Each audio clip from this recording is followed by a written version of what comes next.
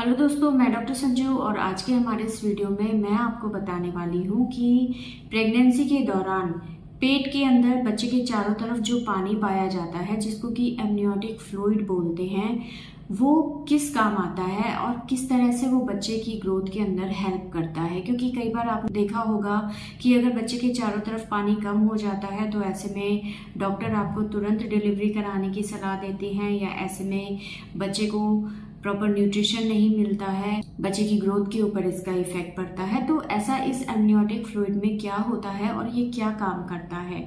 तो देखिए, प्रेगनेंसी के दौरान पेट के अंदर लगभग 1.5 महीने के आसपास से बच्चे के चारों तरफ एक पानी जैसा लिक्विड बनने लग जाता है, पानी जैसा एक तरल पदार्थ बनने लग जाता है, और इसकी जो मात्रा होती है वो धीरे धीरे बढ़ती चली जाती है। लगभग 34-35 हफ्ते तक ये जो एमनियोटिक फ्लूइड होता है ये अपने मैक्सिमम अमाउंट में होता है, यानी कि उस दौरान तक इसकी जो मात्रा होती है लगभग 34 से 36 हफ्तों के बीच में इसकी मात्रा लगभग 800 ml से 1 लीटर तक हो सकती है।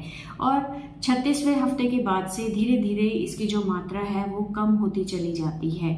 तो अब बात करते हैं कि ये एमनियोटिक फ्लूइड आखिर होता क्या है। तो ये जो एमनियोटिक फ्लूइड होता है ये बच्चे के चारों तरफ पाया जाने वाला एक पानी जैसा पदार्थ होता है जिसके अंदर बहुत सारे न्यूट्रिएंट्स पाए जाते हैं, जैसे कि कार्बोहाइड्रेट, फैट, प्रोटीन, एंटीबॉडीज बहुत सारी होती हैं जो इन्फेक्शन से बच्चे को बचाती हैं। बहुत सारे हार्मोन्स होते हैं, बच्चे का यूरिन इसके अंदर होता है। इसके अलावा बहुत सारे इलेक्ट्रोलाइट्स होते हैं, बच्चे की स्किन इसके अंदर पाई जाती है, बच्चे के जो हेयर होते हैं, छोटे छोटे जो बाल होते हैं वो इस एमनियोटिक फ्लूइड के अंदर पाए जाते हैं।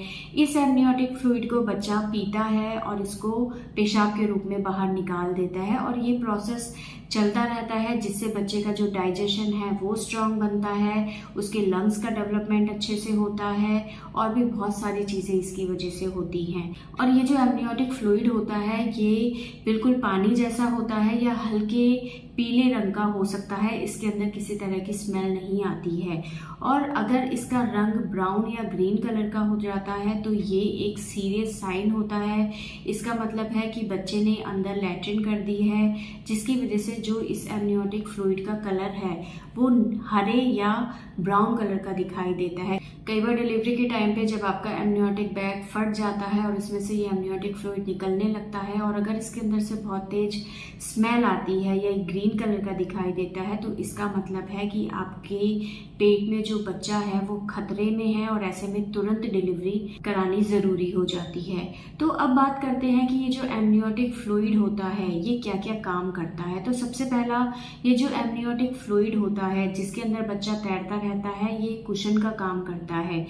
जिससे क्या होता है, बाहर से अगर कोई भी झटका एकदम से पेट पे लगता है, या आप बहुत तेज छींकती हैं या खांसती है, या बाई चांस कोई गर्भवती महिला एकदम से गिर जाती है, तो इन चीज़ों का इफेक्ट बच्चे तक नहीं पहुंचता है, क्योंकि बच्चा पानी से चारों तरफ से घिरा हुआ रहता है, तो इससे उसको कोई चोट नहीं लगती है।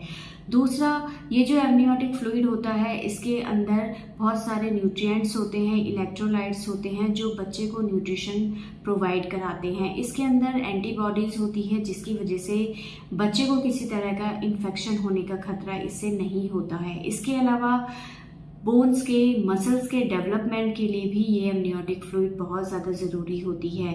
बच्चे की बोन्स अच्छे से ग्रो हो पाए, बच्चे के मसल्स को, बोन्स को ग्रो होने के लिए स्पेस मिल पाए, उसके लिए ये एमनियोटिक फ्लूइड का होना सही मात्रा में बहुत ज़्यादा ज़रूरी है। इसके अलावा बच्चे के डाइजेस्टिव सिस्टम के डेवलपमेंट के लिए, उसके लंग्स के डेवलपमेंट के लिए भी इस एमनियोटिक फ्लूइड का इम्पोर्टेंट रोल है। इसके अलावा जो नाल होती है जो माँ से बच्चे के अंदर ब्लड को लेके जाती है, उसको भी दबने से बचाने के लिए इस एमनियोटिक फ्लूइड का होना बहुत ज़्यादा ज़रूरी है। क्योंकि कई बार क्या होता है, अगर ये एमनियोटिक फ्लूइड कम हो जाता है तो ऐसे में क्या होता है, जो नाल है वो बच्चेदानी और बच्चे के बीच में आके दब सकती है, जिससे उसके अंदर जो ब्लड सर्कुलेशन हो रहा है उसमें रुकावट आने लगती है, और इससे बच्चे को न्यूट्रिशन नहीं मिलता, जिससे उसकी ग्रोथ के ऊपर इफेक्ट पड़ता है। इसी तरह से अगर एमनियोटिक फ्लूइड कम होगा तो जो बोन्स है, मसल्स है, उसको ग्रो होने के लिए लिए जगह नहीं मिलेगी। अगर कोई हिस्से पे अगर आसपास के ऑर्गन्स का दबाव पड़ रहा है तो उसकी वजह से हड्डियां जो होती हैं वो टेढ़ी मेढ़ी हो सकती हैं। बच्चे के सिर वाला हिस्सा है वो हल्का सा दबा हुआ दिखाई देता है, क्योंकि अंदर फ्लूइड नहीं होता है और आसपास के ऑर्गन बच्चे के ऊपर दबाव डालते हैं, जिससे अगर कोई हिस्सा दबा रह जाता है लगातार प्रेशर पड़ने की वजह से, तो पैदा होने के बाद बच्चे की हड्डी या वो हिस्सा दबा हुआ या डेविएटेड होता है, यानी कि आड़ा टेढ़ा वो हो सकता है। इसके अलावा इस एमनियोटिक फ्लूइड की वजह से जो बच्चे की बॉडी का टेम्परेचर है वो भी मेंटेन रहता है। तो इस तरह से बहुत सारे इंपॉर्टेंट फंक्शंस होते हैं जो कि इस एमनियोटिक फ्लूइड की वजह से होते हैं, और इसका एक नॉर्मल क्वांटिटी में होना बहुत ज़्यादा ज़रूरी है। अगर ये एमनियोटिक फ्लूइड ज़रूरत से ज़्यादा बनता है तो ये भी प्रॉब्लम आपको कर सकता है, आपके होने वाले बच्चे को कर सकता है। और अगर इसकी मात्रा नॉर्मल से कम होती चली जाती है तो ये भी बच्चे के ऊपर एक नेगेटिव इफेक्ट डालता है। तो इस एमनियोटिक फ्लूइड का एक नॉर्मल अमाउंट में रहना बहुत ज़्यादा ज़रूरी है। अगर ये कम ज़्यादा बनता है तो इसकी वजह से आपको और आपके होने वाले बच्चे को बहुत सारे कॉम्प्लिकेशन हो सकते हैं। तो अब आपको समझ आ गया होगा कि ये एमनियोटिक फ्लूइड कितना ज़रूरी होता है आपकी नॉर्मल हेल्दी प्रेगनेंसी को बनाए रखने के लिए और बच्चे के नॉर्मल डेवलपमेंट के लिए।